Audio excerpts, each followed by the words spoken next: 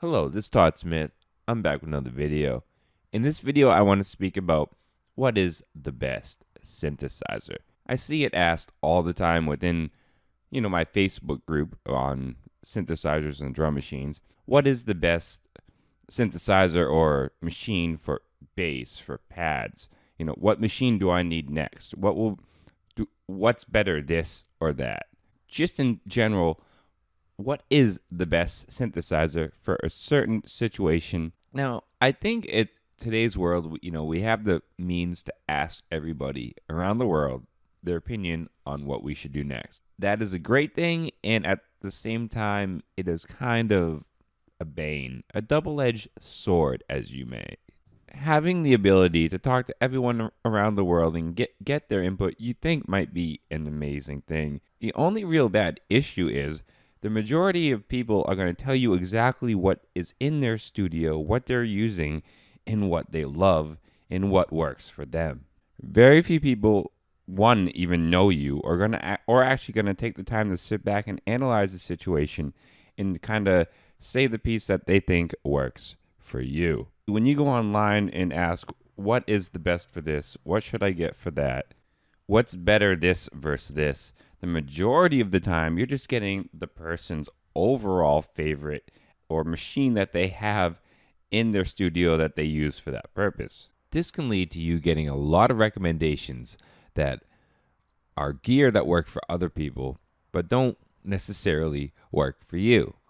And unfortunately, real love and bond for synthesis and workflow doesn't happen until you touch it. And just because it happens to somebody else doesn't mean it's going to happen to you. And this can really make buying new electronic instruments, especially when you're brand new to the scene, really overwhelming. Sometimes you just get flooded with gear and you end up with a bunch of things you don't really need. So in a way, this technology, with us sharing all our information is, like I said, a double-edged sword. It's great that we can get all this information out there, but at the same time, you really need to take everything you're getting with a grain of salt, in a sense, filter things out, and really understand that a lot of the times it's coming from their perspective and what they love in their world. That's not to say you shouldn't, ask for recommendations online, and you shouldn't get people's, opinions. No one really truly knows you more than you, and no one's expression and play style and workflow is like yours. And what you bond to and what you like might not necessarily be what other people like, what the masses like, or who you are talking to in the conversation enjoys. So you always have to take that into consideration when asking for opinions in what is the best synthesizer for various reasons and various sounds, various styles. Other people can give you their opinions. Other people can give you what they've found down the road. But ultimately, you are going to be the person that's going to have to, pick up some gear, go to maybe some conventions, maybe go to some stores. And unfortunately, that is just the bane of synthesizers and synthesis, and the fact that all these synthesizers are unique and have unique engines and unique feels. You really just don't know until it's in your hands and you're experiencing it. It can really be anything to you. Everything from a microKORG all the way to a high-end Dave Smith, all the way to a $10,000 Moog. It really doesn't matter.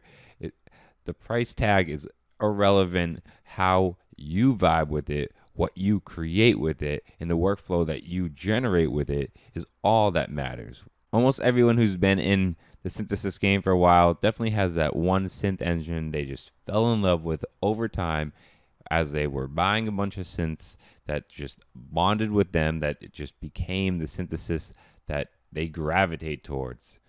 And you never find that without experimenting, playing, jumping on synths when you can, and exploring as much gear as possible. Unfortunately, that can be harder with some people than others. Sometimes you live out in the middle of nowhere and you don't have access to as many stores.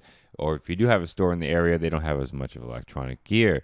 So it becomes harder to touch things. And I really do believe that the people who are kind of stuck out in know where gear land are definitely more acceptable to having to ask that because they just don't have the ability to touch gear, which is ultimately the best way of knowing if you truly love it and vibe with it and what you want out of it. But I really just wanted to say, when it comes down to this musical journey and finding, the perfect synthesis for your setup, for your thing, it's really just going to be you.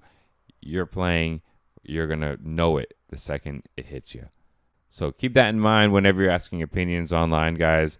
Take it with a grain of salt. Make sure you go out and experience your own things. Until next time, stay positive, stay creative, support each other, in peace.